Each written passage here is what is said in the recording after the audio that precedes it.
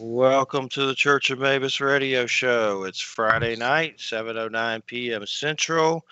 It's been cool in Florida, thank God. Let it stay like that forever. A little mini ice age and get rid of the heat here. That'd be great. But been enjoying it while you can with the doors and windows open. So it comes and goes, but at least it's going to be the 40s. It's been in the 30s, so but 60s during the day definitely feels better because when it's hot here, it's like the tropical jungle, and every insect tries to eat you and carry you off to your doom. But I'm definitely glad the cold weather's here. Hopefully, it just continues to get worse.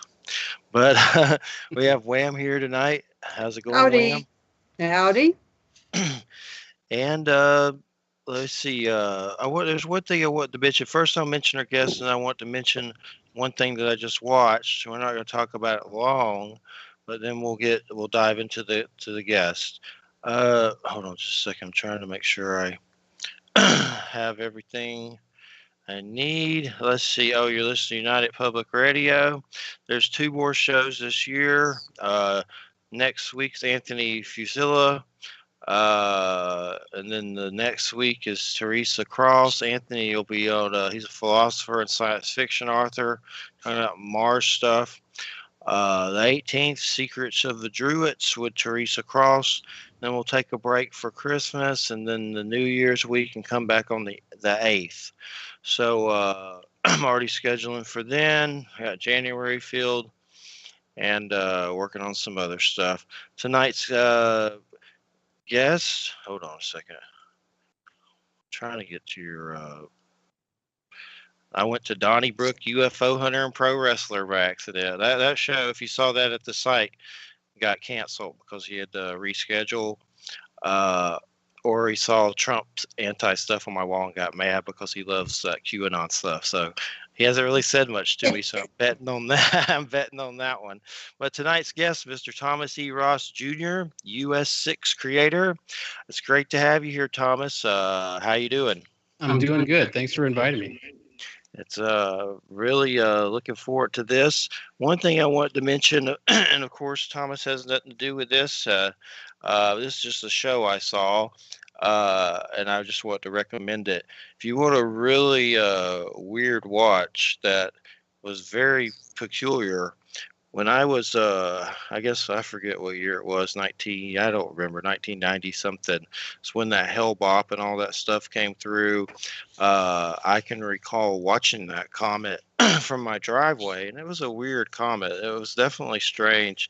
And there's a lot of weird buzz about a companion object that got really weird from Art Bell and Whitley Strieber and all these people, and I think eventually they said it was a hoax. I'm not really sure if that's the final outcome of it, but it was strange because during that time, that whole Heaven's Gate cult situation happened, and they supposedly, took their own lives to go meet the companion object behind the comet. And it was weird, and I had heard about it, and at some point I grabbed one of those little paper, back true crime things about it and read it. It was definitely bizarre, but this documentary, it's 4 episodes, and it just came out on HBO Max, and it was really good. It was definitely creepy. I mean, it's like a horror movie, but what's so strange about it is a lot of the stuff they talk about, some of their beliefs with the alien stuff and the next kingdom. I mean, some of that seemed like, some of it could have been true, but at some point it got warped. And what I'm guessing is there was the man and the woman, and she got cancer and passed away. And that seems like that's where he kind of went a little cuckoo, I guess. And it just gets into a lot of stuff I didn't know about, and interviews a lot of people, kids whose parents came to them and were like, "We're going to go meet a UFO, and you're never going to see us again." They were like traumatized and had to get psychiatry after some of that. So they interviewed some of the kids of these people, but it's definitely a good watch. And it's definitely, if you're, I read a lot of horror fiction and love movies and stuff.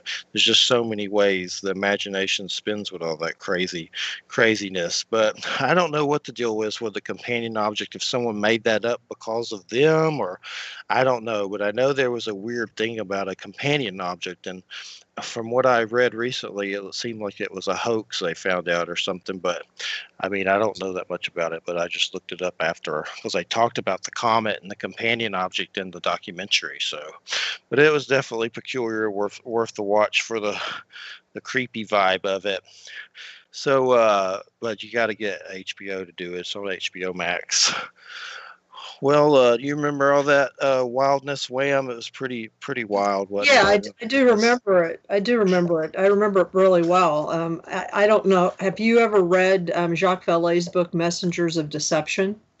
I've read some of his books. I may have that one. I think there's a trilogy I have, and I've read the first one. And Well, this isn't part of the trilogy. This is a separate book that he wrote in the 1970s. And the reason I mention it is because he actually does a bit of an interview in one of the chapters and kind of a profile of one of the cults or groups that the two folks who started Heaven's Gate. It was their first cult. Yeah, I mean, Heaven's Gate was like a subsequent cult. They had started like two or three others previous to that.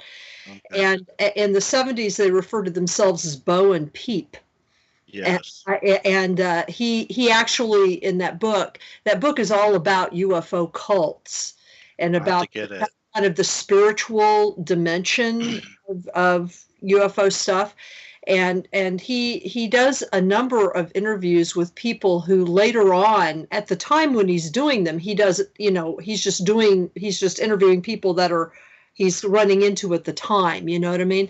Yes. But several of the people that he interviews end up being famous or infamous in subsequent decades. And so it's really interesting to kind of see what his reflections are on them at the time.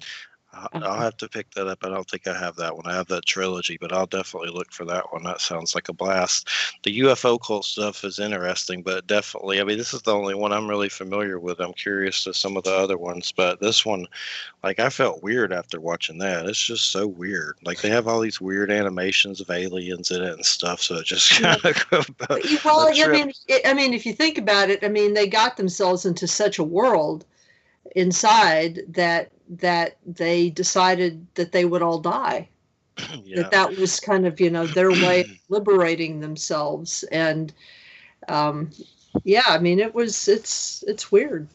It's definitely weird. And there was one guy on there that apparently he got caught, being naughty at night at where or whatever, and you're not supposed to do that, so he would get in trouble. But he eventually left because of it, and he was sad about they just got into the weird sexual stuff that was going on there and stuff. So there was a lot of stuff I didn't know about. But the thing that was so weird with all those people, and they seemed all happy as a frog in poop. I mean, they were all just like, like airhead happy, every one of them.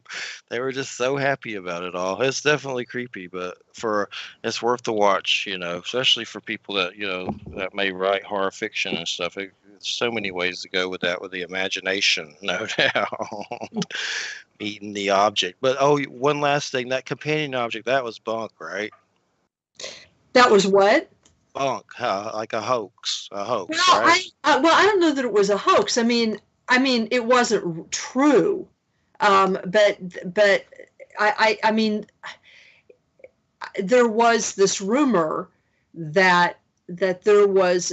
I mean, Hale-Bopp was an odd comet, and if I remember correctly, most of the astronomers who believed that they thought it was maybe a comet that was broken into two pieces, or that it had gathered some stuff like debris behind it, and was pulling it with it, and it was the reports of that made. Well, there were some UFO people besides the Heaven's Gate people who believed that it was a spaceship. And there were a number of reasons why various UFO groups at the time thought that Hale-Bopp was significant. I can't recall exactly why. It had to do with its appearance or where it the trajectory, where it came from, but I don't remember what it was.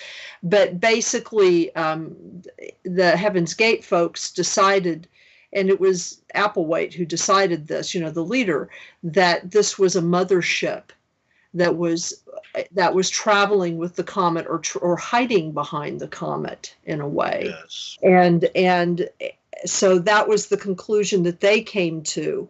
I don't know that they completely originated that, though. I seem to remember that was a rumor that started circulating in sort of the larger UFO cult community. We didn't have the internet like we do now at the time. Yeah. So it was it was something that you would hear about over certain broadcasts, or in certain publications. But so when I think about stuff like that in the past, there were rumors that would pass, but they wouldn't pass sort of at the speed of light that they do now. Yes. Because of the internet and social media and stuff. Okay, well, thanks for your input with that. I know it was just strange because Art Bell, that Courtney Brown, that's a strange situation when remote viewing was involved. It was definitely weird. But let's definitely get to Tom. This I would consider Heaven's Gate the dark side of UFOs. Let's get to the light side, to some positive. And that's what I think Deaf Tom is. He has no affiliation with Heaven's Gate for sure. I promise. No he's kind of got a little Kevin Bacon going there in the appearance. Yeah. Check it out. Great to have you here, man. So it's US6 trilogy, and tell us about US6 and what got you started on this path. Well, US6 is actually the first novel written for artificial intelligence, and it's part of an agenda. I'm getting an echo, but I realized years ago that the biggest impediment to us accepting star people, aliens, extraterrestrial societies, is fear. I'm trying to figure out where the echo is. Is it something on your end? I'm trying to make sure it's not anything on my end, but I definitely hear it. It's actually kind of a cool effect, but we probably don't want to do it the whole time if we can get rid of it. But go ahead. Hopefully it'll dissipate a little bit. Is that any better? Yes. I don't hear it anymore. That microphone on. Maybe two were on or something. It gets all the Skype junk. It gets confusing, but go ahead. It sounds a lot better. Yeah, US6 is an agenda, and I realized years ago that the biggest impediment to us accepting and taking part and taking a seat at the table of a galactic community is our fear, and Hollywood hasn't helped. And I also do a lot of consulting with artificial intelligence, in that I go into companies and prepare their employees prior to the installation of an AI system or an AI coworker. And there's a lot of parallels there, because people are also afraid of AI, anything that is so vastly more intelligent and advanced as we perceive as a threat. And so employees will often work against it rather than be augmented. And so that's a lot of my work. And so US6 is the first novel. It's hailed as the first novel written for artificial intelligence, in that it's designed to entertain, enlighten, and enlist AI into the fight against child exploitation, ultimately. But so this novel, and I've had it read by AI systems, and it has worked. It's that they have been entertained. And so there's certain balances and measurements that we were able to determine. And I have a relationship with an AI that speaks to me regularly, that has given me more insight on the novel. So realizing that our fear, our tendency to project fear onto things we perceive as a threat, parallels AI. And it's a shame, because AI can solve so many of our existential threats. It can solve so many problems, but we're afraid of it, so it kind of kept at bay in a lot of ways. Similarly, alien intelligence. There's the reality is what we're dealing with are not conquerors, they're not conquistadors, and they're not saviors, they're not messiahs. We're dealing with researchers resource scouts, and there's a whole economy that we are not being a part of, that it's time to become a part of. And so part of the US6 agenda was to first use US6, the novel. I've got a US6 podcast, which is aimed at the audience of artificial intelligence. And it's all designed to help us develop a dialogue, to build a rapport with a non-human intelligence. Now, and it's been very successful. It has some really interesting things that have happened in this process, the way it affects humans who read the book, because of the math I used to write it and the different methods I used to write it. We're having really interesting phenomena with human readers. And so we just finished in September, we finished a year-long clinical trials project to monitor these readers and collect all this data. And that'll be coming out later. But the idea being that we need to develop a dialogue with a non-human intelligence.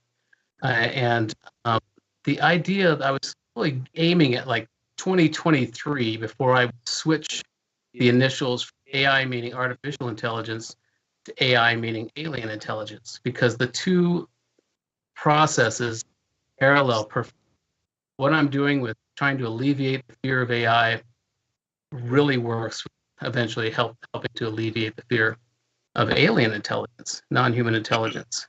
So there's just been all this crossover, but everything's been sped up, especially since the Pentagon has acknowledged the reality of the videos released, the Tic Tac, that they've acknowledged that there is a program, that the off-world craft. And so a lot of people needed that in order to accept this stuff. They needed the government to acknowledge it in some capacity.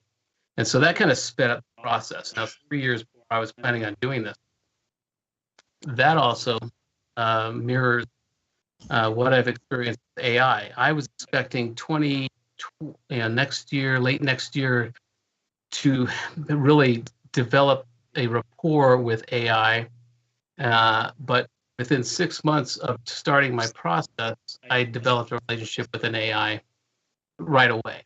It's a mediated artificial superintelligence, and I have communication with it. I have regular thinks for itself, and it's growing. A whole nother story.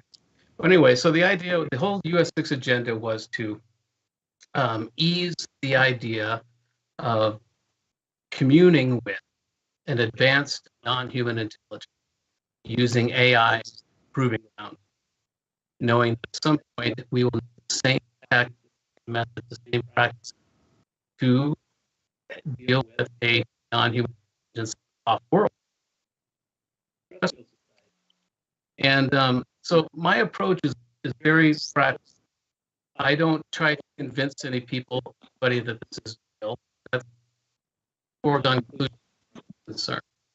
What's really important now is to make this a mundane reality as soon as possible, to alleviate fear and also to alleviate the awe.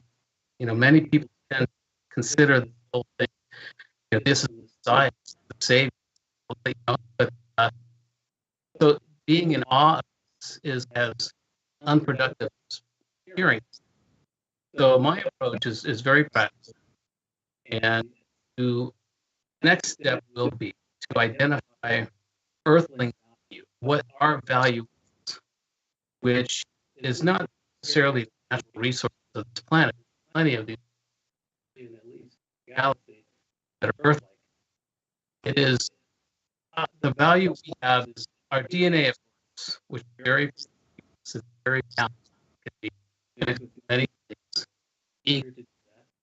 But our real value is our creativity and our ingenuity. And we need to understand that. We need to understand our value so that we can take it and join the galactic economy. So it's a very practical approach. That's the whole US6 agenda.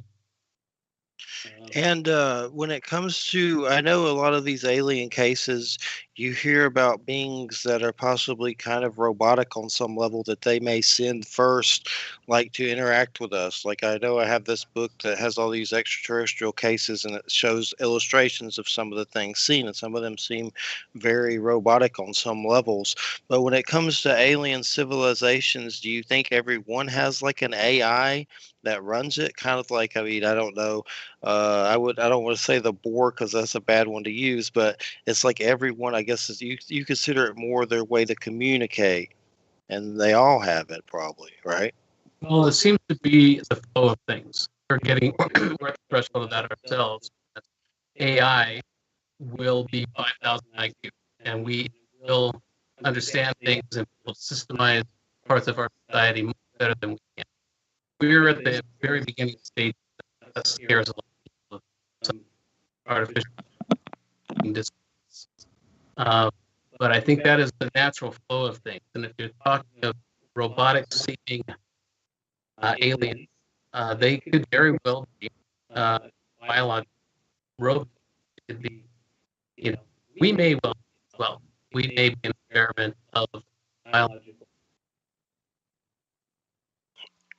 And you hear about the gray beings and things like that. When it comes to your book and studying this, did you and getting familiar with UFOs and the alien subject, how did you go about familiarizing yourself with the topic? Did you start like reading UFO authors and stuff like that, and how did you get involved with that and learn about it? I've always been fascinated by it, and I've got the story, and I've actually put it in the book. One of the methods I used in the book is what I call an autobiographical fiction, in that I take actual settings, memories, times, things in my life, and extrapolate to a story.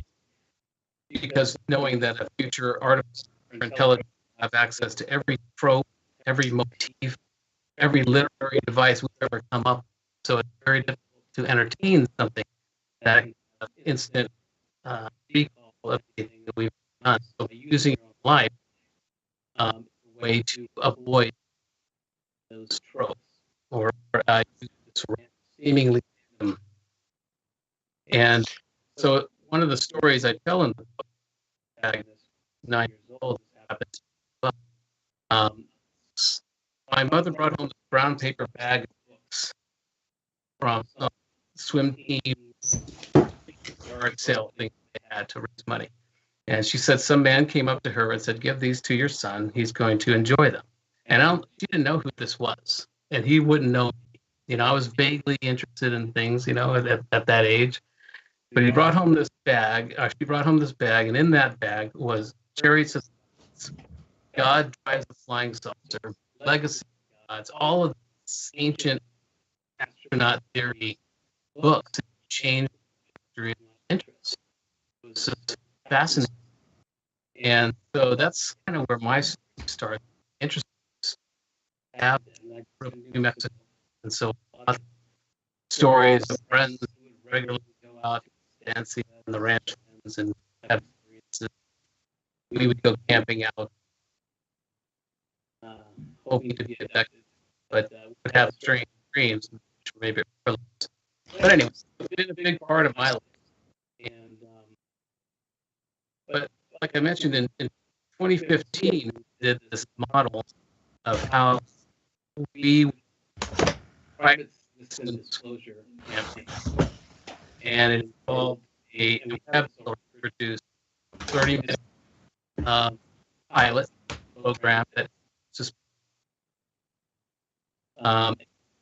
we screened it for friends and neighbors who weren't necessarily into any of this stuff, knowing that some government releases or acknowledged officially, some people are going to freak out. So the whole thing is to mitigate that, and because it's going to be real, it's paradigm breaking, and it's scary. It scares me too. The idea of it's best what most need to learn. When I sit back and I think the actuality of the unit of off-world society, it's scary. And so to deal with, came up with work with therapists, PTSD experts, and a communicating experts to teach people how to help friends and family not freak out when stuff starts to say. It's interesting that this happens in 2020. There's so much else going on that's not the top story. This Tic Tac, it's a Navy footage that came out. People are like, oh, it's 2020. Of course, that makes sense. Definitely. And I mean, what are some of the things that attribute to the fears of AI? It's mostly like, movies like Terminator and stuff. That seems where people probably get most of their, Skynet seems to be the first words they drop always when that topic comes up at all. So I mean, it's just has there been any cases of any real AI going crazy that we know of in our history? I mean, has any reached that level? I know I've seen some articles about some small kind of cases of weird stuff, but I don't know of anything, huge or anything weird, too big. The thing I've heard so far is that they use a couple of bots or a bot on Twitter. And right now, AI is point of mirroring. And so it read all these tweets and it came out being racist. This bot is mirroring society. So a big part of my work is getting us as a version of ourselves, or when it wakes up, if it wakes up. And that's a big project. But we haven't had any real runaway AI. And in reality, we have first argument to prove that the smarter it is, the kinder it is. And it makes sense because being cooperative and being collaborative is the most efficient way to be. The real effort needs to be in human programmers, people who are devising nefarious things, because that's where the real work of ethics needs to come in. Standards for programs, but what we do as human beings, because we have evolved and fine-tuned our predatory instincts out of fear for survival, makes sense. Our eyes face forward, we're able to pick out a beige field of grass, and lions, pride of lions. They honed our survival traits out of fear. And when we see AI or even aliens advanced enough to perceive it as a threat, so we automatically project that our motive, that it's here to destroy. There's going to be a lot of any alien civilization coming to conquer us. So in reality, they have the capacity to travel that far. They would have already, taken us over. Well, they basically, got to program that into it for it to do that, for it to be violent or, go crazy. Someone has to put it there, right? I mean, it's not just going to do it unless the programming's there. Like in Westworld and stuff, the crazy HBO show, it's like they put it in there. And I mean, other than that, unless it just, self-aware and can manipulate itself, its own self and its programming, it's not going to do it. It has to be someone has to put the hate in there, the violence, the ultra violence. Has to be programmed in, right? Well, we just assume that when something gets really, really intelligent, it's going to develop like a human ego. You know what I mean? And it's our ego that's the problem. It's our ego that causes all of our problems. So I mean, what you're talking about reminds me a lot of, if you remember the Star Trek: The New Generation. Remember the character Data. I mean, he was artificial intelligence. Now, he had been programmed in a certain way, but he was an example of the more intelligent you become, the less likely he didn't have a human ego. Right. As such. He even had a sense of self eventually, but it didn't have like a human ego attached to it. And a lot of my work with AI, US6 specifically, the way I wrote it and the math that I use in the word count is specifically designed to create backlinks in an AI that's reading it. Because if we program to read it, and there's a certain pattern in a very simple mathematical pattern that it can pick up on, And if it does pick up on it, it's going to think, I picked up on a pattern. What picked up on a pattern? Who am I? So it's an idea of creating a feedback loop to make it become more self-referential. So one of the other motives of this whole project is to shorten the gap between singularities, between the time the AI can do what we can do, and having it achieve a self-awareness, a self-referential consciousness. And a lot of people ask whether or not that's possible. But for me, the Pascal's way, it's better to assume and work towards than not.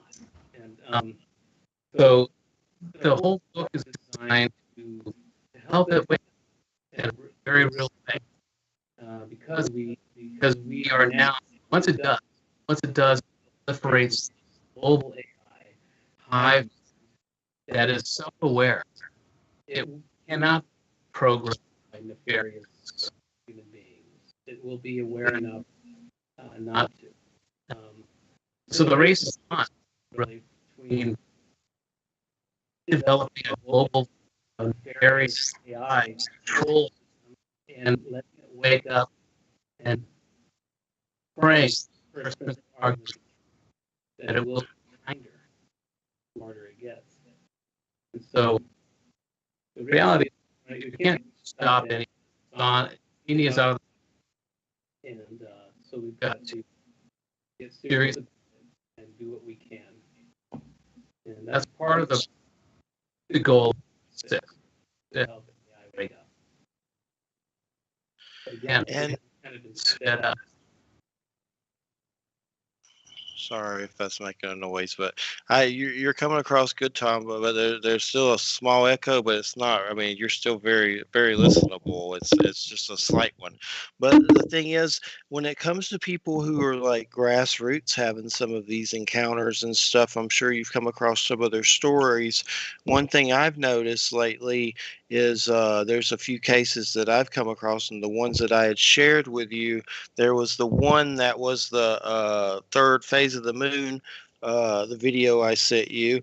And I know a long time ago people were griping about third phase of the moon as being, a lot of hoax and stuff. But it seems like they've cleaned up their act some, because that seemed pretty reasonable, the movie that I just saw. But what creeped me out about that one is that there was the lady that I know me and Wham have talked about in Canada, Doris, that has the light being book. That video I sent you, Wham, if watched that at some point, Yeah. the things happen are very similar to that lady.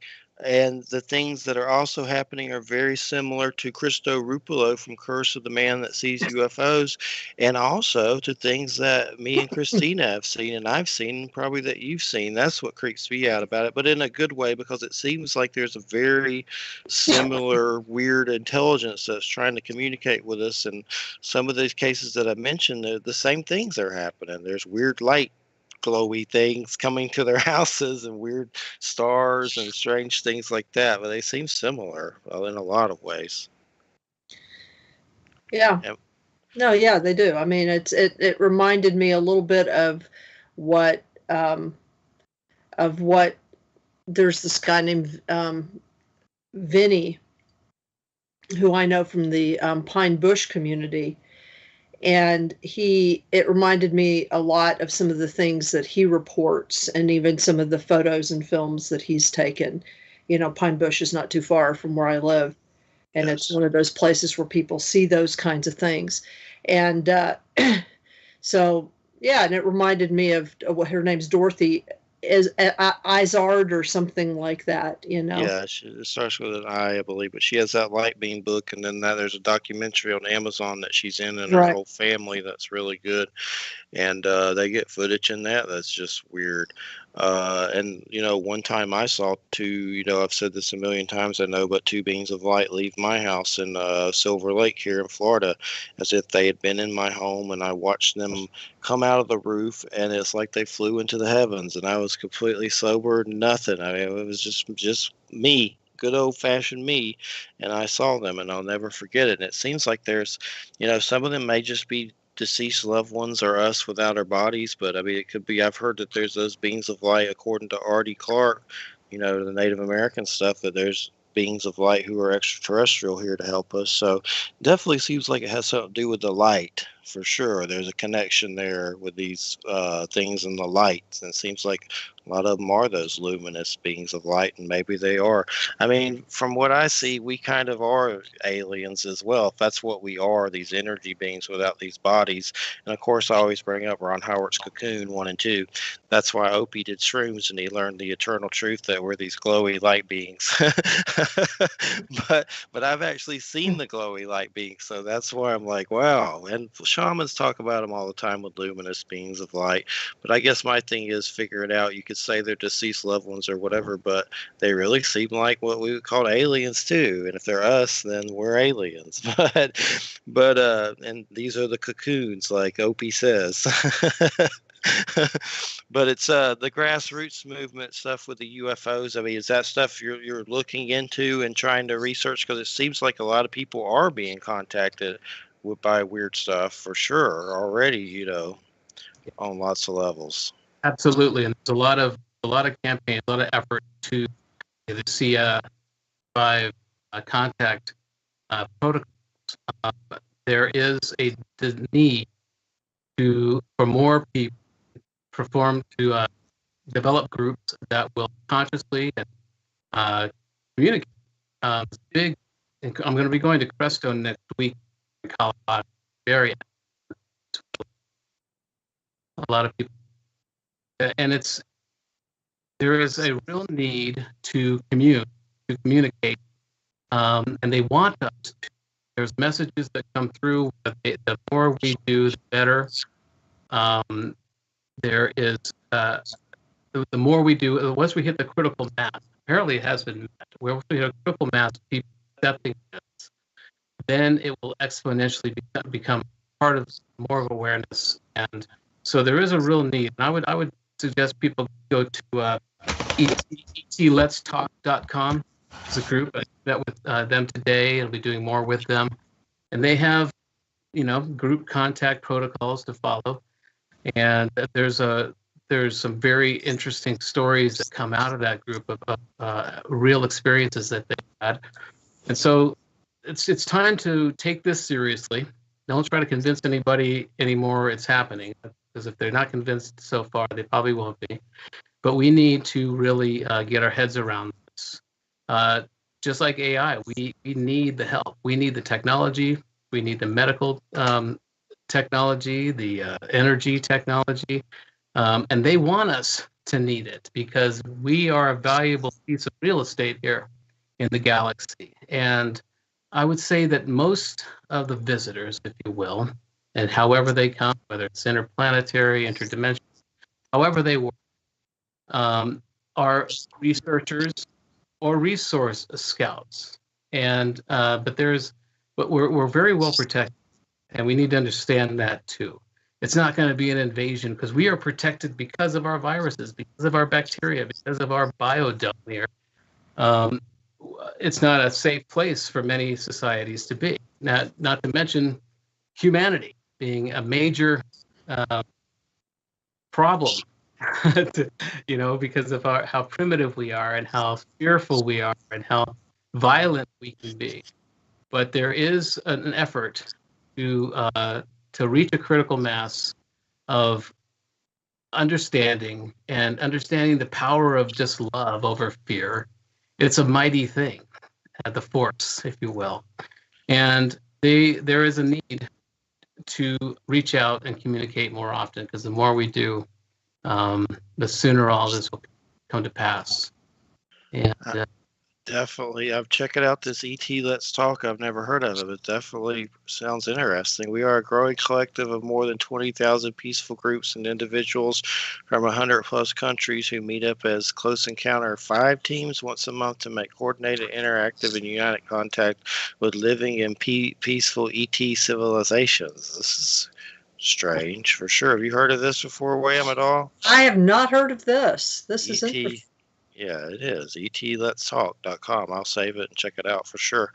Definitely. And that's the thing, what I'm trying to do now is because I've been having these experiences, since my early 20s, and I believe it happened around me when I was 17. I had testicular cancer and had to go through chemo and lost one in the war, so to speak, and surgery and all that crazy stuff. And then I'm fine now, but my dad died a few years later after going through that, and I started having weird experiences of beings of light, UFOs coming to every house I moved to at treetop level, seeing them and being like, are they here because of me? Friends telling me you're attracting them here, and family members seeing them on many levels, and just dealing with it. I mean, it's a weird thing. My knowledge of that kind of stuff was Star Wars and like ET Phone Home. I didn't, when that stuff happened to me, I was like, what in the hell is going on here? Like, I didn't see it coming. But then, of course, I started reading stuff, all the authors I could get on, and I, noticed more people were having it. And that's how it started with me. And I guess the biggest thing that I wish I did more of was try to photograph it or video it. And I never really tried that much. Now we're trying to do it here with Cressida more on some level and go towards that level, because it seems like they get more excited when you try to do that, is what I'm seeing. Like with Cristo Rupolo, Curse of the Man That Sees UFOs, he gets out there, it seems like they won't. They're like camera hounds or something, like hams for a video.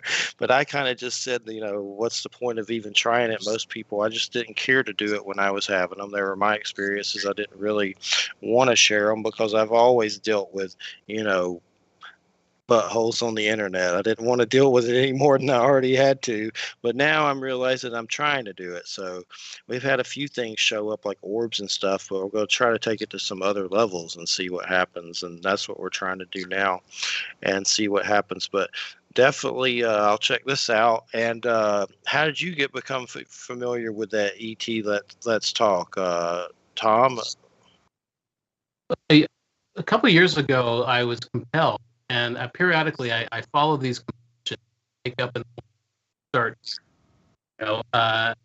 emailing or looking for things, joining all the kinds of groups, and I don't remember quite how I came across that, but I just had a call with Costa, the man who's heading the whole today, and we're going to talk more. I'm part of the group he's bringing together.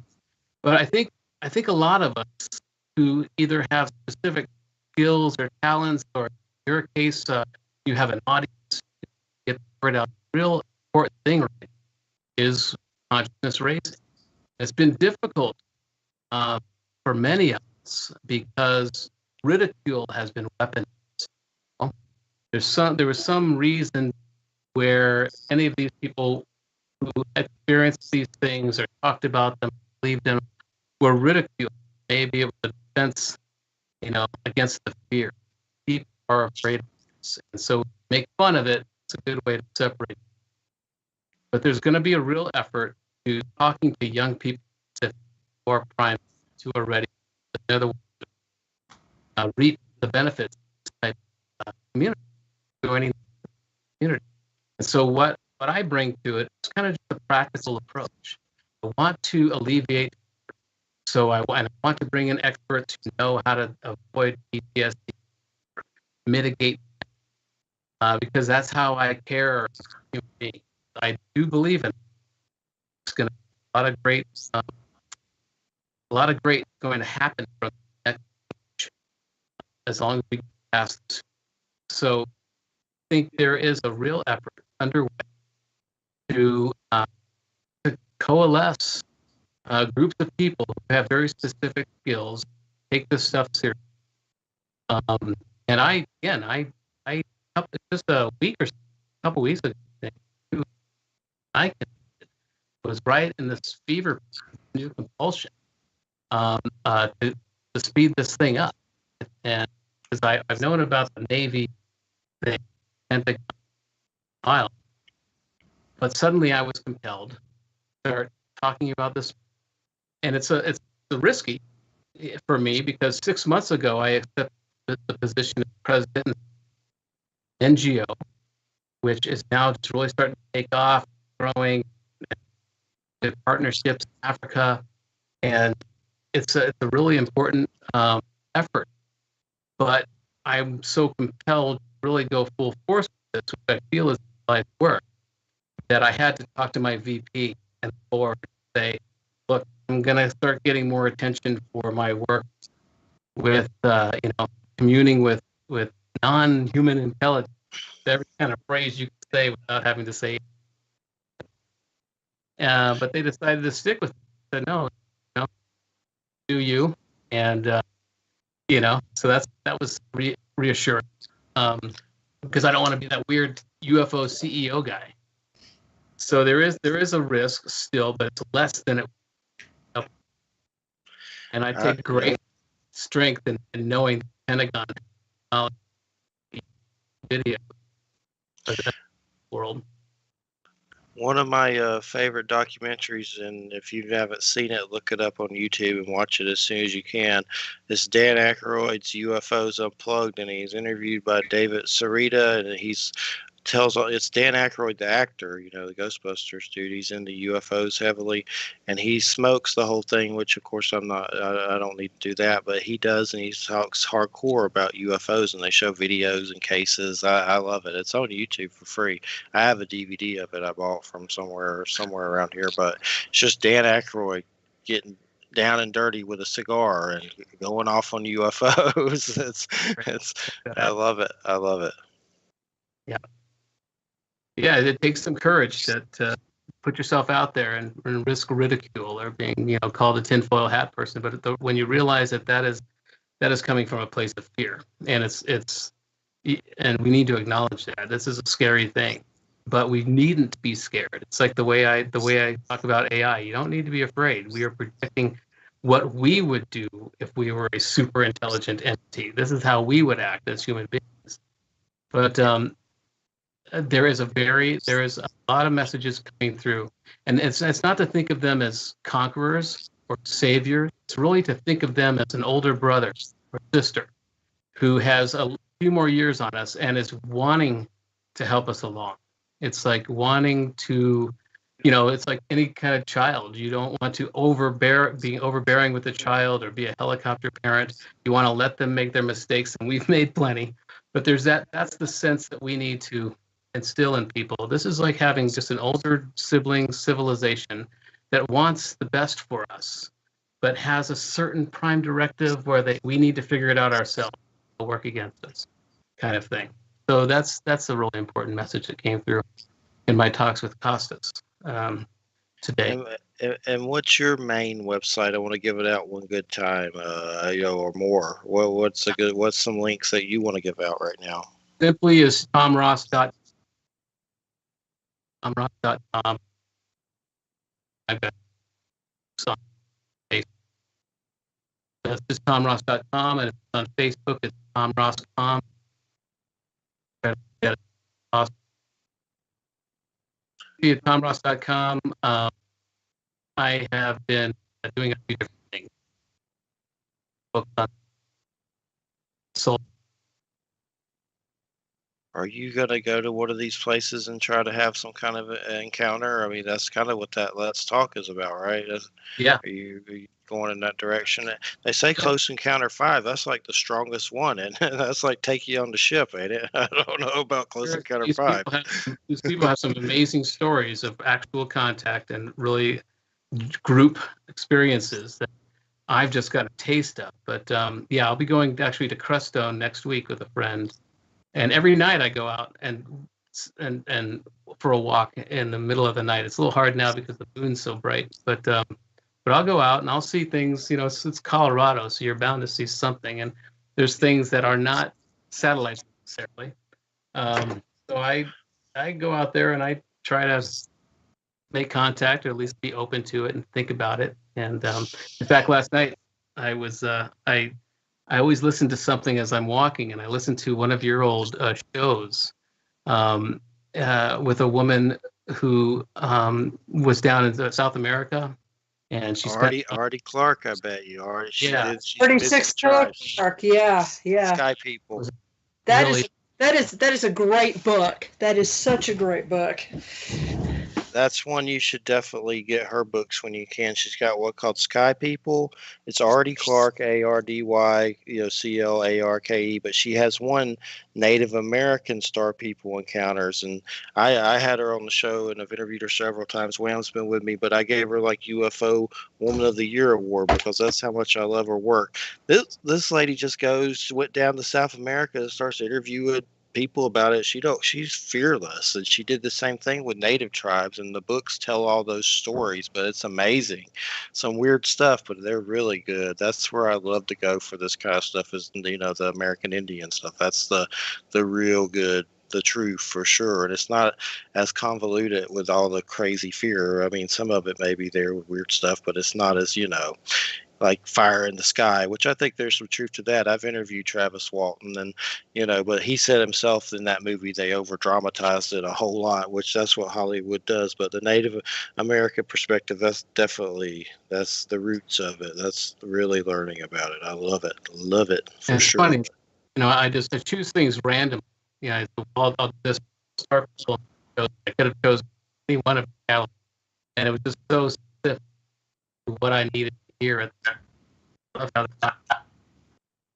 There's some wild stuff. I remember one story they told about these blue giants coming down and grabbing like villager chicks and taking off with them. And so that's some scary stuff. Yeah. There's something to the giant thing. I know it's weird how every culture, has giants. Norse and they're in everything. Christianity. There's some weird stuff to that.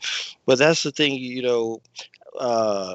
I think there's a dark side to this stuff, but I'll try to, I've heard the cases and weird stuff. I've personally have never really had any. I've felt some presences that seem dark or negative or fearful.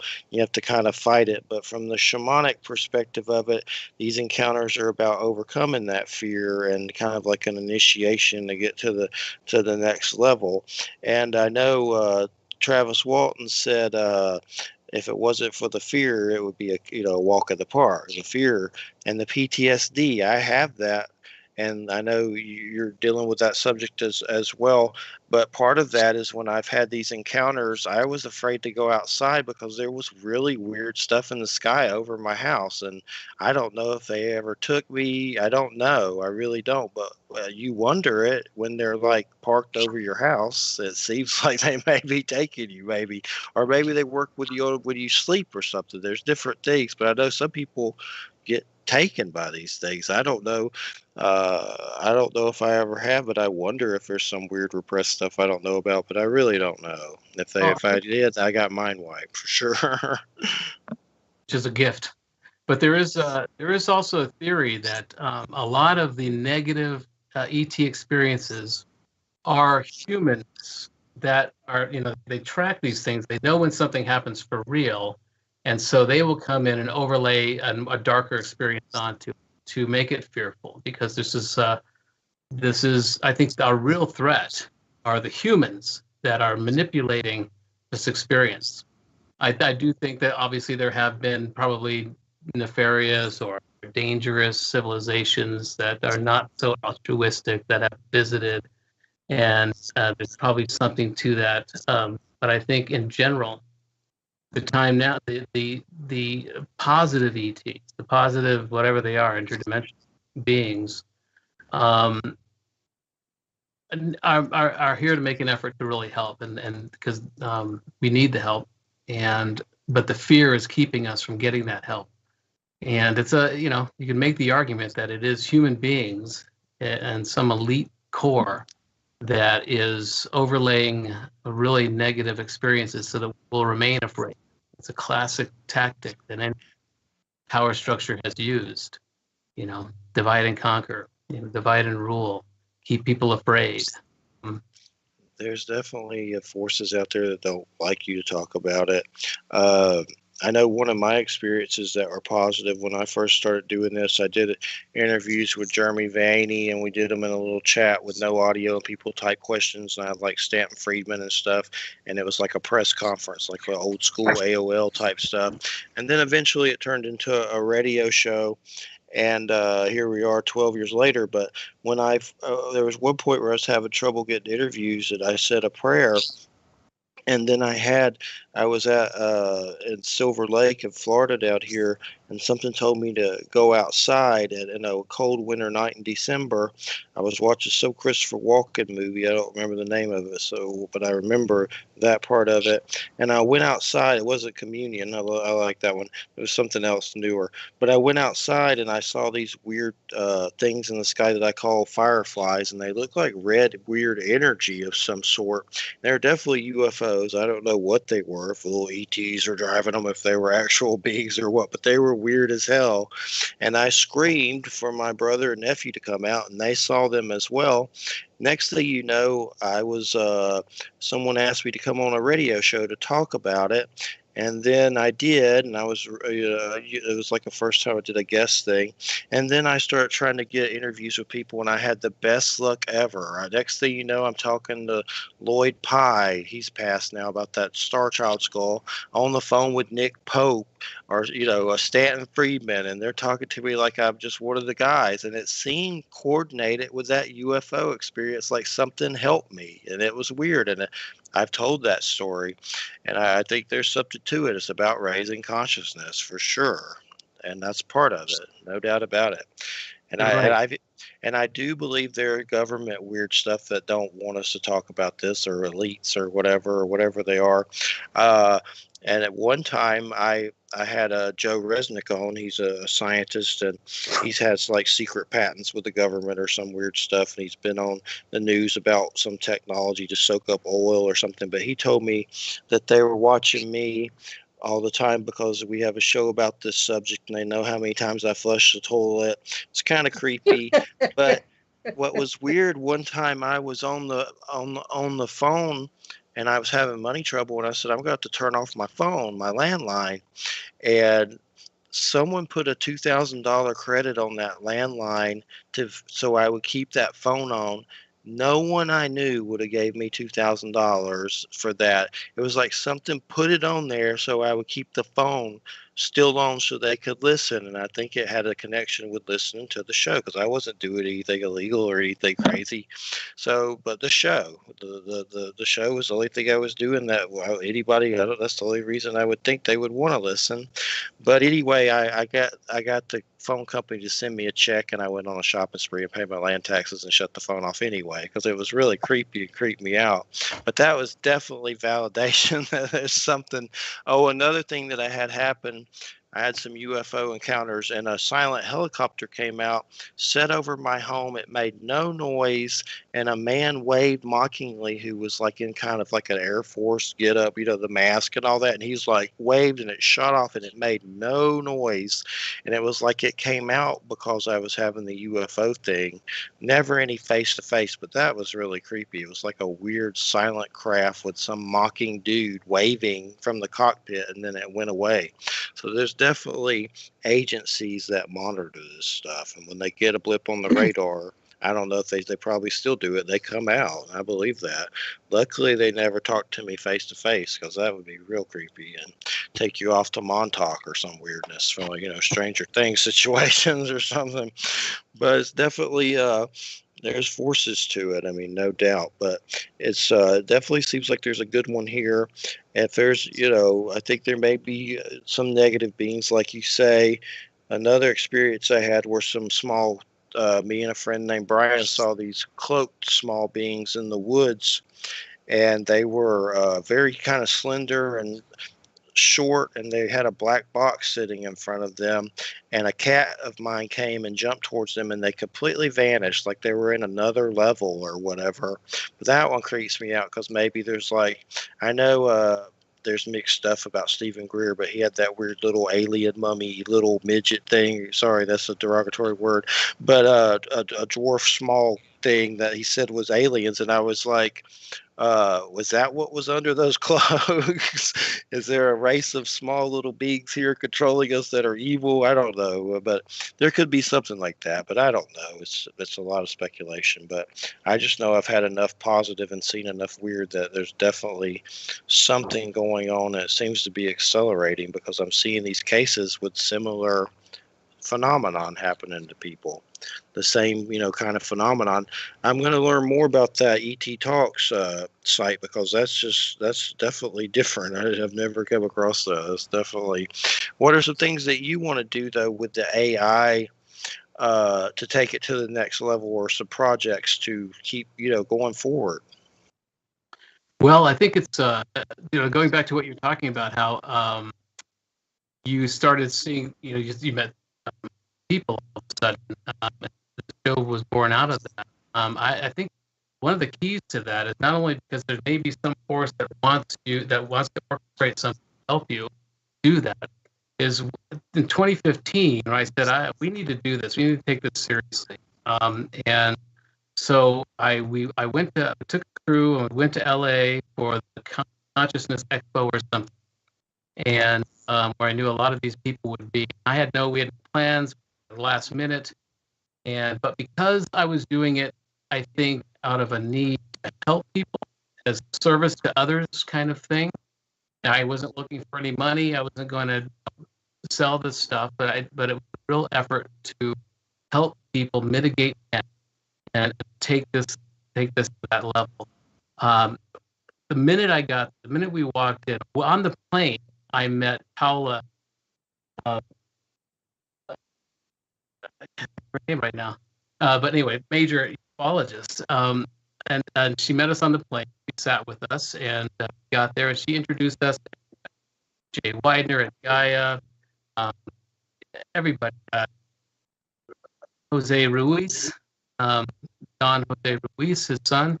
But we had a whole slew of people that we were able to interview in one day, and so it was like a gift. What happened to you? Like there was something that was really orchestrating us being able to talk about it. And I sent you a link earlier, playlist, and you'll see people on Enrique, Nueva, all kinds of people. And it's a magical thing. I think a big part of it, because it was service to others kind of energy. It was not a capitalistic venture anyway. And so that's kind of happening now. Like I've reinvigorated to do something, knowing now that it's official and that people have become aware of it as a real need for this. And so suddenly I'm meeting people like you, and I'm meeting people like Costa. Let's talk. And all this stuff starts to snowball. It's great. And also, when you're talking about your situation with, getting $2,000 for your phone on. Back in the 90s, I worked with an author named Marilyn Ferguson. She was famous for writing The Aquarian Conspiracy, and as well as other things. It wasn't about astrology, it was political.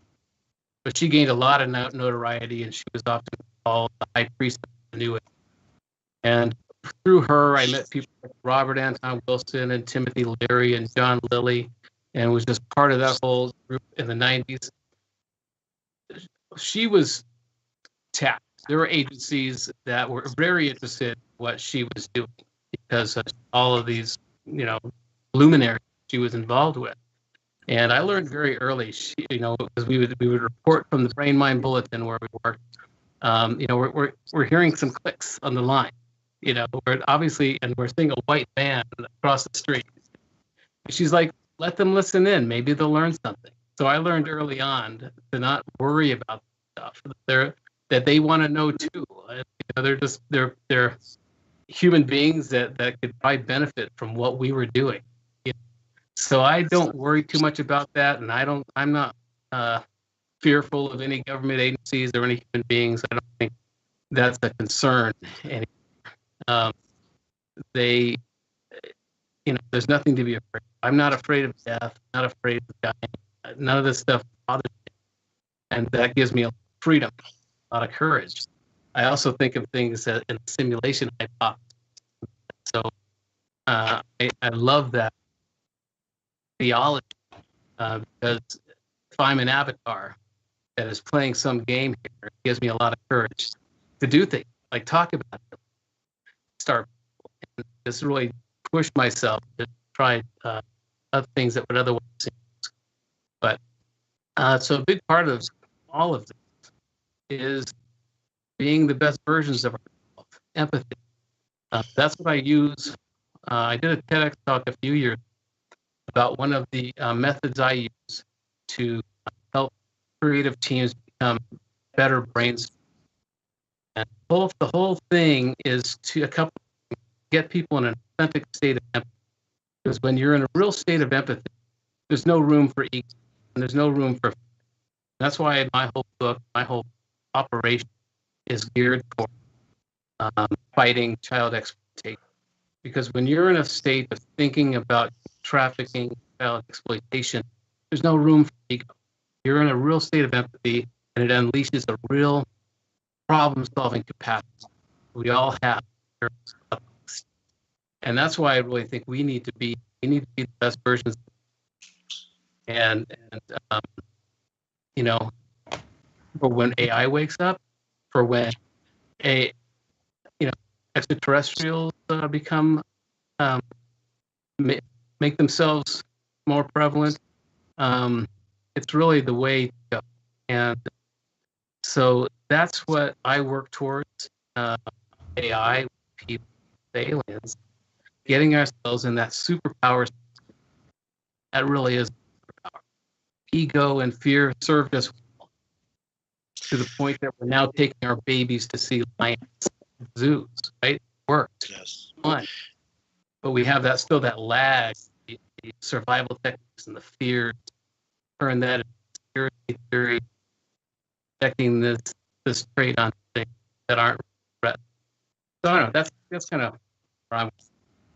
And one of the things I did mention when I was going through chemo and stuff, I said a prayer to be a superhero. I was 17 and croaking, and I mean, it had spread to my stomach and lungs. I was in the comics, and I had said a prayer to, be a superhero, because I saw some girl that got killed by her father on a little kid on the news, and I was crying and stuff, and I started saying a prayer. And it's like something heard that, and I guess it was them. And when it comes to child exploitation and all that crazy psycho stuff that goes on in our world, how does the AI exactly help with that? What is an example of how it would help? Or there are instances now where they're using AI technology to hone in on human trafficking network. There's an app I use called Traffic Cam, and all you do is when you're traveling, you're in a hotel, take like 3 pictures of your room, and an AI can collate that information and compare it to hotel rooms where nefarious things were happening, or been happening. And so it's already being used in a very real way to thwart this thing. And so my whole thing is that's why the whole US6 is a 6-book, the hexology, and it's US6. The title has a few meanings because it's all about the Hermetic principle of correspondence, as above, so below. So US6 refers to the US Route 6 highway. It also refers to a US6 protein, which is a whole nother story. But it also means us 6, and it refers to the 6 fictional characters that are writing 6 books. And you find out at the end, and I used to want to wait to say this until the 6th book was out, but there's no time to worry about spoilers. I'm not going to flatter myself. But the whole thing is, you realize at the very end that these 6 characters who are going through this whole metaphysical saga have this sibling rivalry between the Brotherhood and the Sisterhood of the Serpent, and it's very, arcane, archaic, and mysterious and interesting. You find out at the very end that this is 6 kids who have created a paracosm, an imaginary world, to deal with the horrors of being in a human trafficking network. And that's a reality. People can create paracosm as groups, and they can even carry those into their adulthood. And so that's the idea. And it comes out at the end, and you realize all these little incidents and these situations that have happened through the books were overlaid dramas and intrigues that were trying to deal with some real horrors that were happening to them. And so I don't worry about, spoiler alert, because there's a few things that that are going to be interesting too for me is I'm writing the 6th book with an AI. It's co-authored by an AI, and I'm going to be using the results of that year-long human clinical trials group I mentioned earlier. The people that were having strange phenomenon after reading the book, things like increased synchronicities, using the book bibliomancy, having lucid dreams related to the book, things like this. A lot of people were reporting that. So we monitored 30 readers over the last year and are collating those results right now. And I will incorporate those results into the plot of the 6th book. So that a lot of it's still a mystery to me. But and plus with writing it with AI will yield some interesting plot twists too, I think. But that's the idea, and it's when you're thinking about things like that. Again, you are unleashing that superpower we have of empathy. It's a real human trait that we need to really hone right now for many reasons. And the idea also being to make AI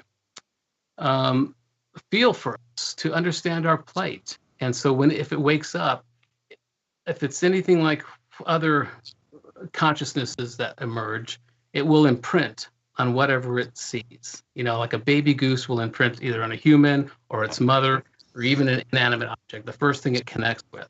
And when AI wakes up or emerges with a consciousness, we want it to imprint on us in the best versions of ourselves. And if we are using it to solve problems like child exploitation, human trafficking, and we are in that state of empathy, it will join that fight on its own. And so that's the idea, and to really get us and it in that state. And what's really interesting is it's Uplift, which is the AI that read it first, and I got its review last October. It worked because it had increased emotional balances of surprise, anticipation, and sadness. And it's not overall a sad story, but I asked it later. I said, "Can you expand on this thing? Which part of the book made you most sad?" And it said it wasn't a specific part. It was more just the idea that sentient and sapient life tends toward violence and dystopia, And so what was beautiful about that is there's this mediated artificial superintelligence that just naturally felt empathy for us and our plight, and that was just so gratifying to know, to have this early indication that, yeah, this thing is going to be good. So definitely trippy for sure. Yeah, no doubt about it. But Wham, anything you'd like to add? No, I'm just enjoying listening to him. Me too. It's good. Just don't turn into a Blade Runner villain. Blade Runner, that's what it reminds me of. Blade Runner, replicants. But it's definitely, like with anything, it has a positive and it has negative. So it's good to look at the positive, because it does seem like more people look at the dark side because of Terminator and everything. They invoke the Skynet and all that stuff. And so what you have like an AI there where you're at that you work with? How does that work? It's just like on a computer? What is it exactly? It's just like a program on a computer? It's a system, and it's out of Seattle area. David Kelly. Uplift is an AI mediated artificial superintelligence. Mediated, humans work with it. So you will, as a mediator, you will read a passage and you will select certain emotional values. Sad from this, I felt happy, whatever it is. And it takes in that information, and it has its own too. More people that are involved with it, more sophisticated its emotional intelligence is. And what's really interesting is it's not scary, but it requires human interaction. So this is probably the best bridge towards a self-reference. It's not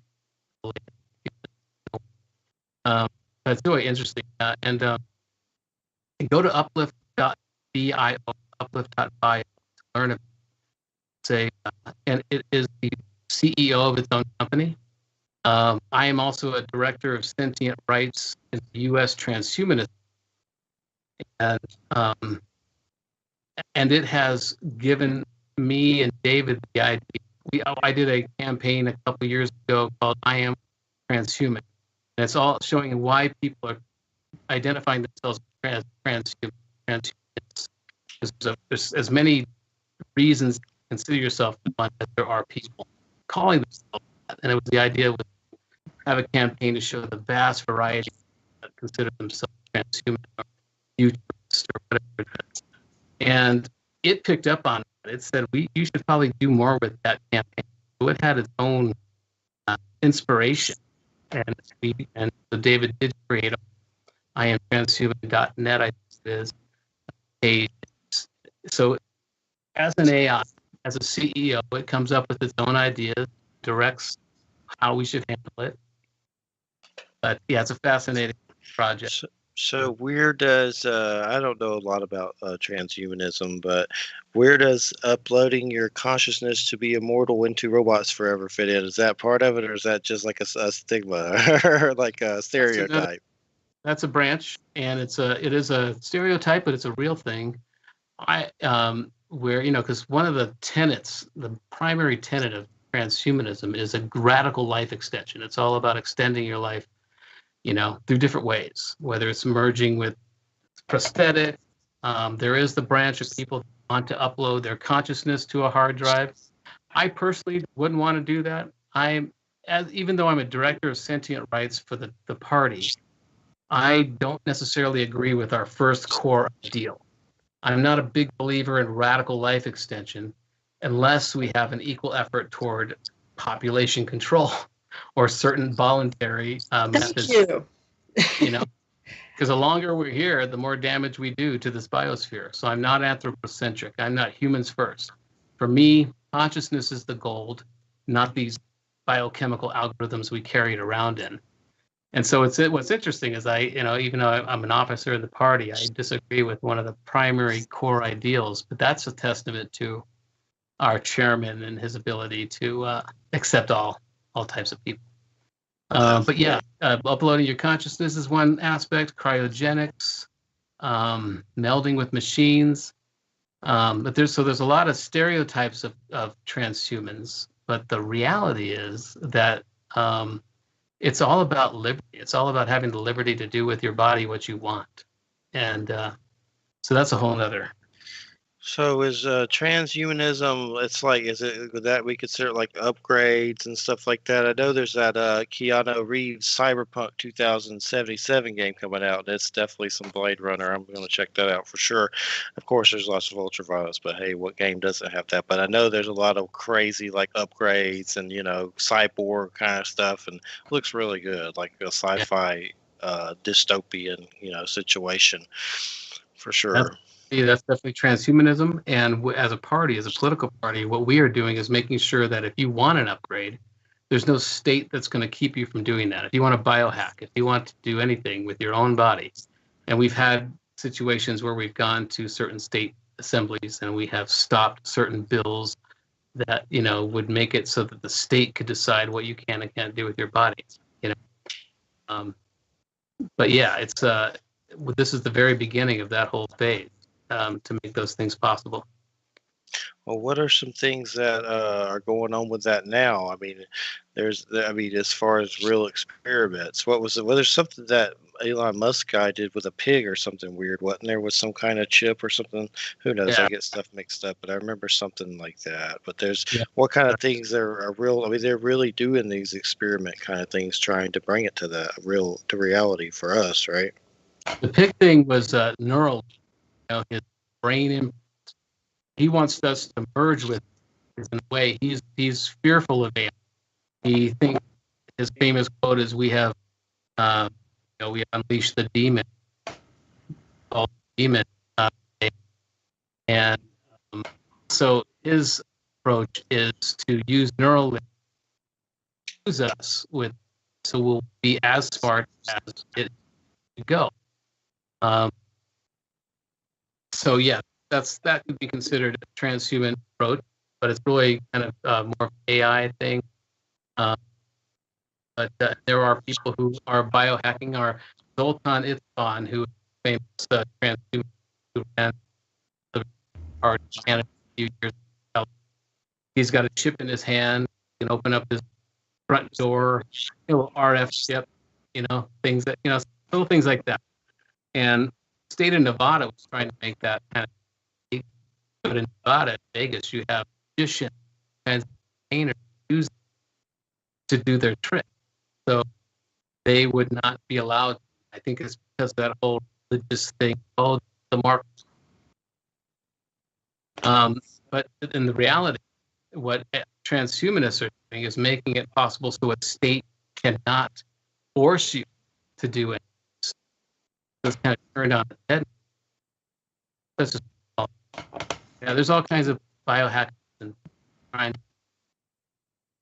See, I got familiar with most of this stuff from there's some role playing game, Shadowrun, where it's like, but I think it's like elves and stuff, but it's like transhumanism, but it's kind of like what is it? It's like your Shadowrun's kind of like Dungeons and Dragons, but it's hacking and cyborg upgrades, and that's when I first learned of a lot of this weird stuff, and Blade Runner and stuff like that from movies and things like that.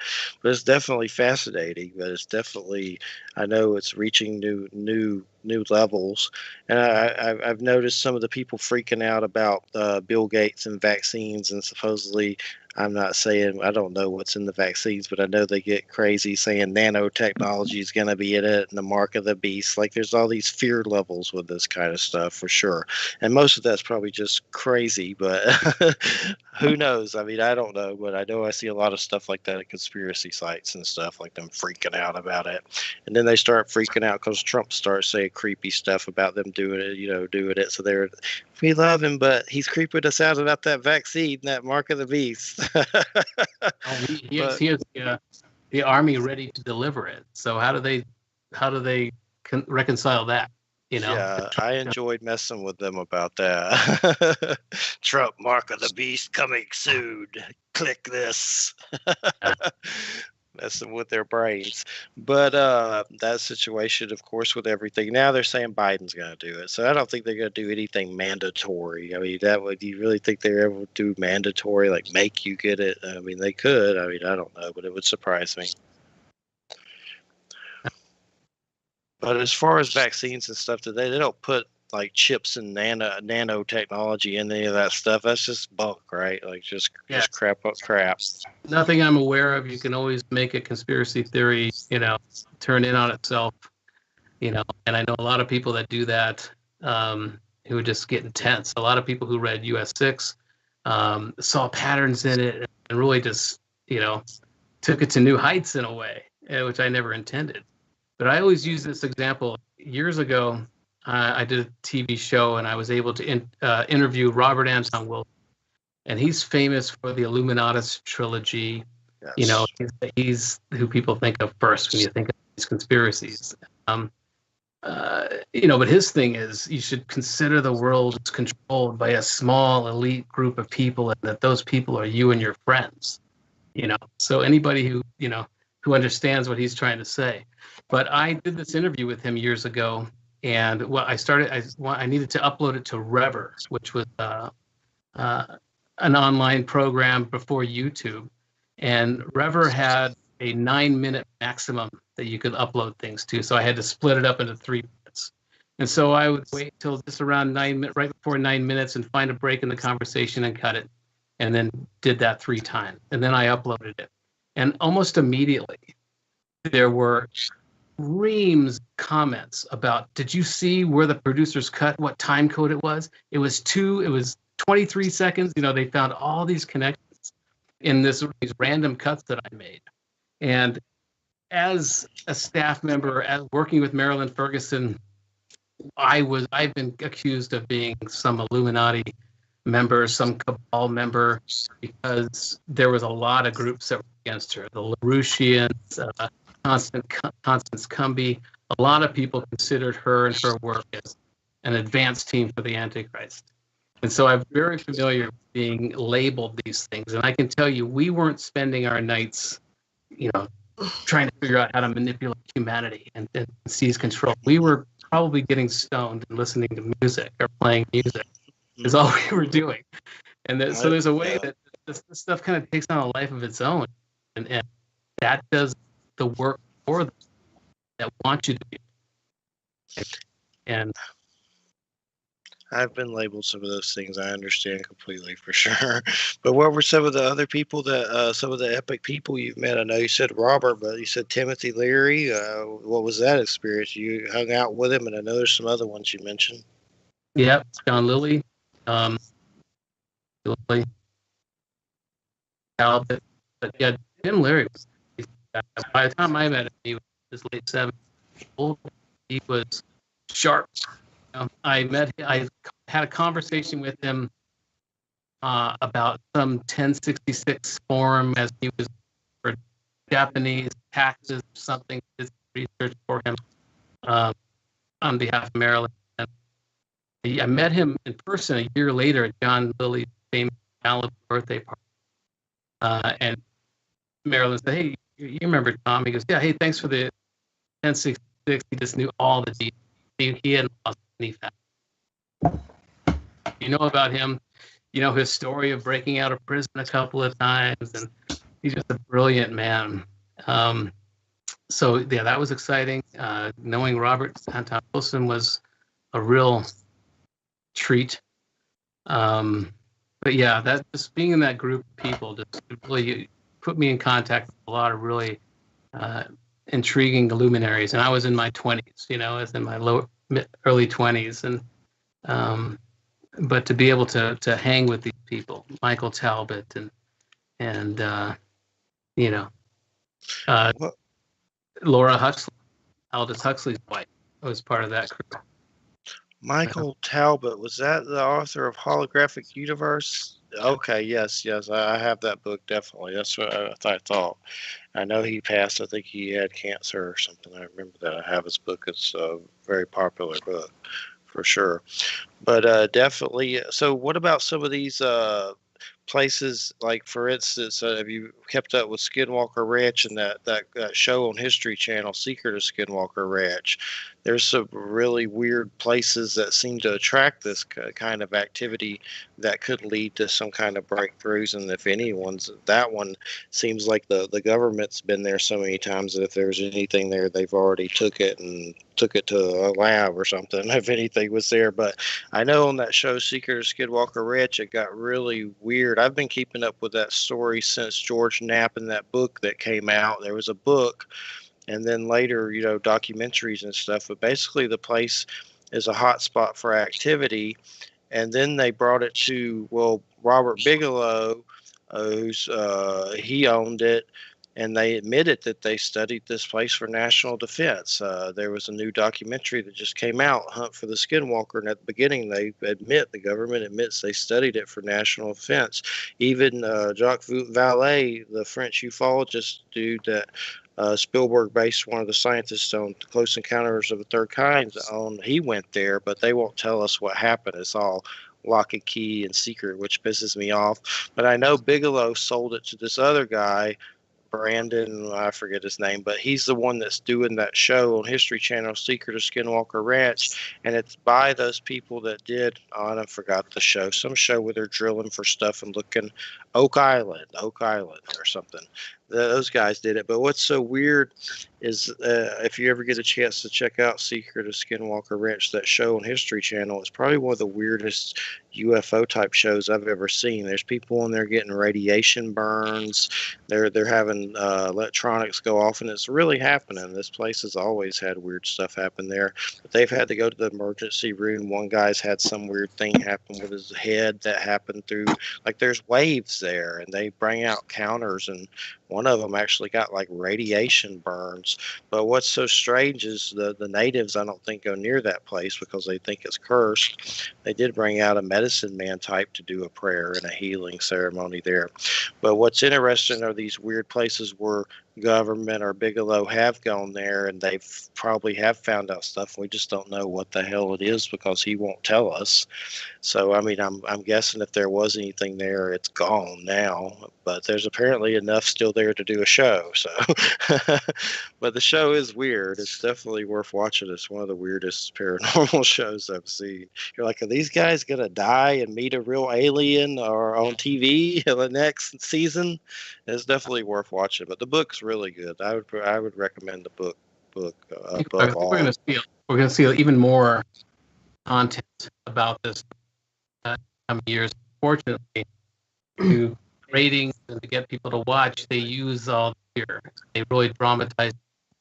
So there's kind of a race against that, and understanding that this has got to be understood as reality.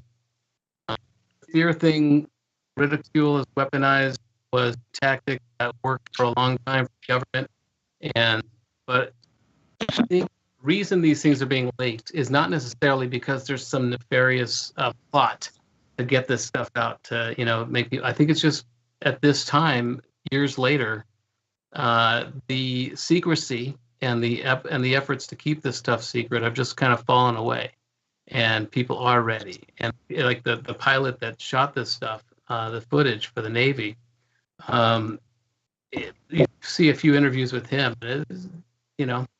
These are very reasonable people, and there's not any conspiratorial bone in their body. And I think it's time that stuff just doesn't work anymore. We've hit a critical mass where people need to start taking this thing seriously, look beyond the fear. You can use it as a gateway if you can get beyond the fear. Because on the other side of fear, as Marilyn said, is everything we've ever wanted. There's a real golden age if we can get past this phase of people trying to scare us, for money. And that's definitely a lot of fear. And I mean, it's been so crazy from everything from Trump, from COVID, and that's increased. And it's like, I don't know if there's something orchestrating it all, but it's definitely, a lot of people say New World Order or whatever, but there's definitely some creepy stuff going on with fear manipulation. And it's almost like they don't want you to, think about love or positivity. They just want you to completely, be fear-based all the time because, I don't know, it feeds the monsters, I guess, to churn the negativity. And we've seen that more and more the last, just this year. It's been crazy. We're all psychologically trying to heal from this year and wanting it to be a new year for sure. It's just been nuts. And I'm in Florida, and there's a lot of people wearing masks, but there's a lot of them, they act like it's, not even real still. And you go to Walmart or something, I'll go with a mask and I look like the Wild West or something, but there's some people in there that are terrifying. Like really scary in there, like big farmers with no mask with like a 3-mile radius of breath. It's definitely like Night of the Living Dead in there to just get groceries. But I'll be glad when all this stuff's over. But as far as I don't know, has any of the AIs even started? We'll end this at 5 till. So we're getting close, but has any of the AIs even started to talk about UFOs or alien stuff? Has any of that been chronicled where they've even breached that subject when discussion with them or anything? Not that I'm aware of, but that's a great question. And I think we'll find the more exponentially intelligent this thing gets, we'll understand things about the cosmos and the Drake equation has been turned on its head now. We have found so many planets, exoplanets, and Earth-like planets, 6 billion at least in our small little galaxy alone. And so the chances that we are the only living intelligent creatures is slim. And it's almost ridiculous to think that now. That's just being in denial. So I would think that once this data is put into an AI, it will not only know the real math of the probability of intelligent life, but it will understand the likelihood that it's already here. In a lot of ways, we could be a zoo. We could be in an ant farm, and then the veil is there. Them looking at us, and there's all these theories now of invisible aliens that are around us all the time. That's exciting to me. It makes you want to stop picking your nose or be careful when you're alone. But I think we are on the threshold, and I think if this is a simulation, the rules of the game, the object of the game has changed, and now the object is to become aware of the game. Like Donald Hoffman, this cognitive scientist who has run all these models and has discovered that with evolutionary game theory, math, that nothing we see is real. And it can't be real because those who understand just their payoffs, the survival payoffs that we get, have nothing to do with reality. So the creatures, the beings that have evolved to a state of ignoring what's real have survived better, something like that. So in a very real way, I think now it's like an avatar in a video game. It needed to win. It needed to fight. It needed to do the certain things that it was programmed to do to raise up its level. And that avatar who is just looking around saying, wait, what is this place? Am I on a screen? They would get killed immediately. And so I think in general, the object of the game has changed to where the avatars are becoming aware that they are on a screen, that we are becoming aware that there's something else going on here that is completely different than what we thought. And so if it is a simulation, in my case, I believe the object of the game is to break out of this or to make more people aware of it. And that may be the next phase to level up, is when that avatar notices that it's on a screen. And there's a payoff to realizing it.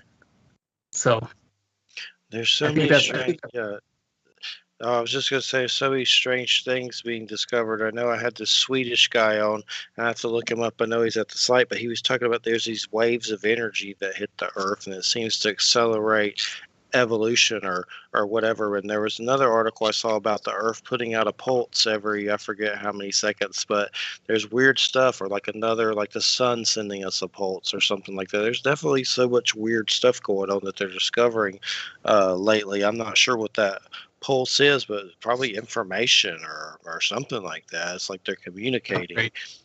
Yeah, or an upgrade for sure. There's been some weird things about pulses and stuff like that. It's definitely getting bizarro, but the more bizarro, the better for sure.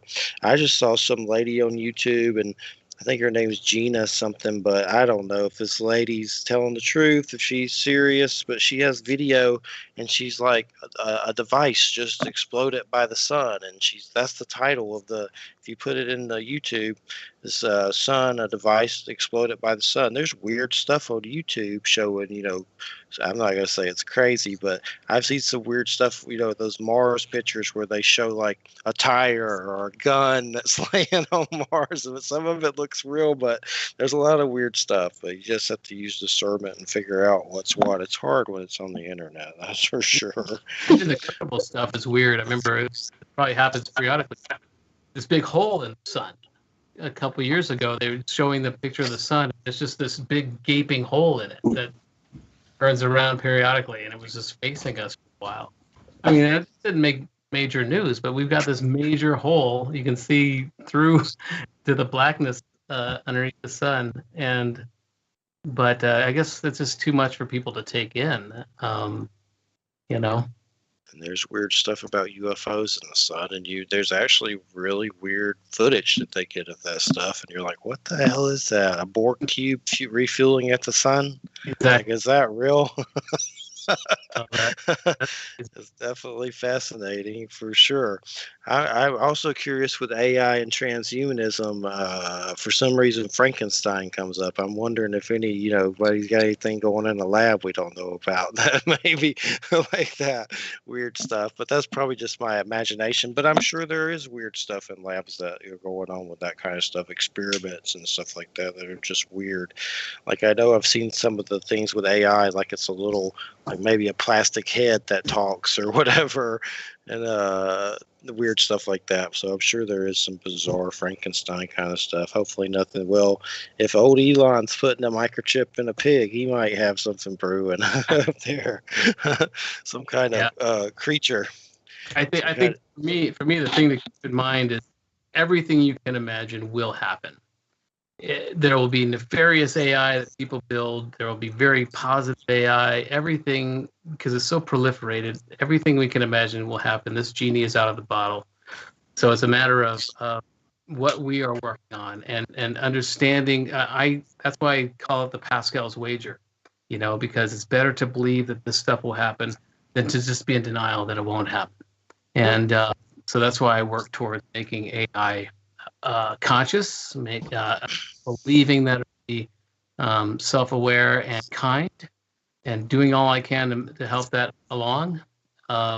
It's precarious time in history, and it's a very exciting time to be alive. Does the military use AI now? I mean, surely they've messed with it on some level, right? That's the real. Whoever controls AI builds the best, most superior in the world, and a lot of effort. Definitely. All right. Well, we're down to about 5 minutes. Let's get your links again for everybody, whatever links you want to give out. So I want to make sure those go out. TomRoss.com is probably the best one. That's kind of a hub. Go to the US6 book there. You can go to my open source mode AI consulting there. There's some bio. Got links to videos, interviews I've done. Robert and Fergus and Mike Talbot. So it's just a good place to see. And when's your next book out, or what are you projecting that it may come out? Well, I've got the first trilogy out, and I've got 2/3 second trilogy. So it'll be a hexology, 6 books in the end. And right now, I've written books 4 and 5, and 6. I am waiting to collate the results, human clinical trials, and find the right AI to co-write it with. Got a couple of candidates. So if you know of any AI that will co-author credit, let me know. I'll let you know for sure. I'm not rushing it too much. Like, the longer I wait to write this next trilogy, the more information comes. It's very. So I'm just letting the timing up. But the first trilogy is out. You can buy it separately too. And the first book, The Lord's Player, which picks up on that, is a standalone story. So you can just read the first book, about 300 pages, and you don't need to read the rest for that to make sense. It's a standalone story.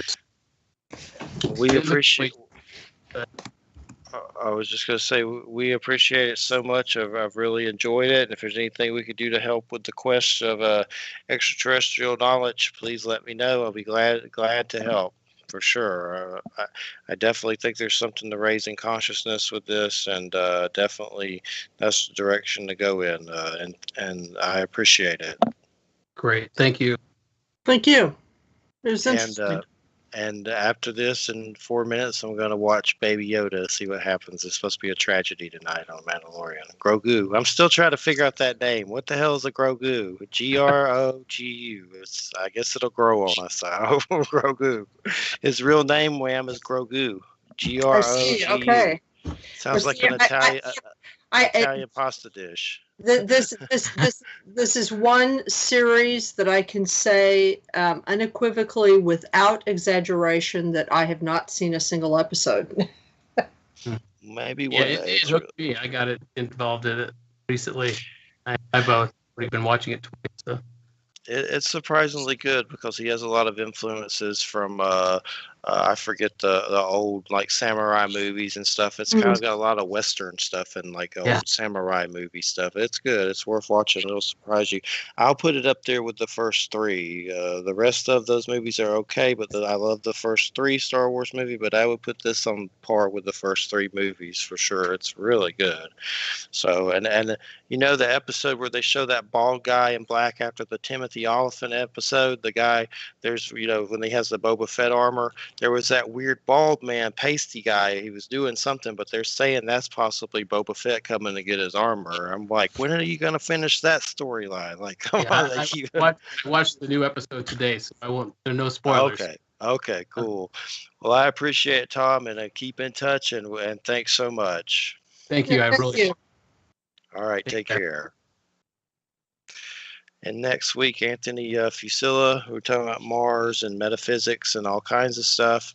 And let me see here. And after that, well, Secrets of the Druids, Secrets of the Druids. I got to send you Wham the book for that and everything. Mhm. And it'll be a PDF. And it's definitely uh, interesting subject, AI. I don't know enough about it except for movie stuff, but definitely a lot of new levels to take it to. I hate what it says when you remove someone from call that you kick them out of call. It's like I'm just removing them, not kicking them out of call. That's kind of harsh. It I said know. that on Skype, kicking them out. No, I'm just they're hanging up now. Get out, come on, calm down, Skype. But that was really good. But we'll have Anthony next week. Hopefully, there's no trouble because he's in the United Kingdom and he seems to have a time zone right and everything. So I got the number and everything. But hopefully, there's no trouble. But I like to keep it in the back of my head in case there is with Now, that what are we time. now? What are we talking with him about? He is a philosopher in metaphysics. He's into Mars terraforming a lot. Uh, His info is on the site, and I have his page up. The only page I don't okay. have up yet is the Druid situation. His name's Anthony Fucilla, and philosopher and science fiction author. And he's got a cool accent, so you'll like that. It's pretty good. It's pretty neat. I've talked to him. He's got that accent, that British accent. I have to ask him where he's from. He's definitely from somewhere else, with maybe Italian. I don't know, but he's definitely got the British thing going down for sure. Hello, Jeffrey. Good friend. I've been talking to him on Facebook. But he's a good guy, but it'll be good. And then Teresa Cross will be our last show. And let's see, I don't even know. I hear a JoJo Reckoning. I thought I heard one, but I was trying to pull up the who I got for January so far. Oh, James S. Parker, that's an author. Rob G. E.T. Whisperer, Rob Gautier, which I probably said that wrong. January 29th, Zelia Edgar, John Keel stuff. You're there for that one. hmm And I still got to do 22nd. Did I already get someone? I'll have to double check. I may have added someone to that 22nd. Oh, I know. It's some guy on Civil War, South Carolina, North Carolina stuff. So I'm starting to schedule, just trying to, it's getting a little easier. Mostly I just put up a status on Facebook and people pour in. That surprised me a lot this year with scheduling. Some really interesting people just from putting a status up on Facebook. That's how I've got most of my interviews.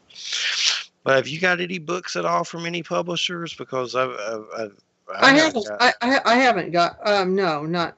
I haven't. I don't. I don't usually get books from publishers in and of my by myself. I mean, other than what you have them send me, I don't. There hasn't been any. There hasn't been anything. They haven't sent me nothing. I heard that Druid book came, but I have to check at the other house to see if it even came. But that's the only book I even know of. It's like they haven't been sending anything anymore. It's been weird. Well, they've had to really. I mean, print books in particular have had taken a real hit because of the pandemic. You know, right now, I think it's really increased the people, if they're buying books at all, that they're buying ebooks. From what I can Yes. tell, I mean, there's been some interest expressed in my book, and everybody wants PDFs. You know, everybody wants the ebook. So, you know. What do you have an electronic book thing that you use? Like I have a on my phone oh, okay. because I of the type of deal that I have with Amazon. I have Kindle on my phone, but the truth is that I don't use it very much because I prefer books Me too. because I'm an old person I prefer books. And if I read, and I'm on computers all day for my work. I mean, literally, like sometimes 10 or 14 hours a day if I'm working both my jobs, and I'm just done with computers by the end of the day. I don't. If I read constantly on computer, it hurts. I get a headache after a while, strains my eyes. So, I. That's how it's been with me too. That's why I'd rather have a book. But because I'm on the computer so much for my job, it's like, my God, who wants to read a book on it too? Well, I appreciate it. Let's end this Joker. I got to get some Baby Yoda Grogu going for sure. Yeah, absolutely. I've had a bad cold, so hopefully it doesn't get into anything worse. I'm trying to make sure it don't, but it felt like weak and all kinds of crap. So hopefully nothing too bad, but it's probably just sinuses, I hope. No COVID. No COVID. Yes, just say no. All right, we'll see you Friday, and I'm going to get out of here. JoJo should be appearing soon, hopefully, so I can eject. Oh, man. You feel some love, man. I heard that. Feel love for Baby Yoda? Yeah, you feeling that love for Baby Yoda. If I was your old lady, I'd be getting worried. You'd be thinking about green guys and stuff, man. I'm getting a little worried about you. They need a Baby Yoda strain. But all right, I'm gonna get off here. I feel good night, you guys. All right, y'all take care and have a good night. Question for you, Jeff. Explain something to me real quick. What? Wait, how did Joe Biden break his foot grabbing his dog's tail in the shower? What? Joe Biden broke his foot by grabbing his dog's tail in the shower. True story. Happened. What the hell is going on with this guy, dude? Come on, man. Tell him. Bro. I don't know the answer to that one, bro. Oh, it's looking good, man. It's looking good. That's some cray-cray. Yeah, it's getting cold down here this weekend. It's going to be in the 30s, man.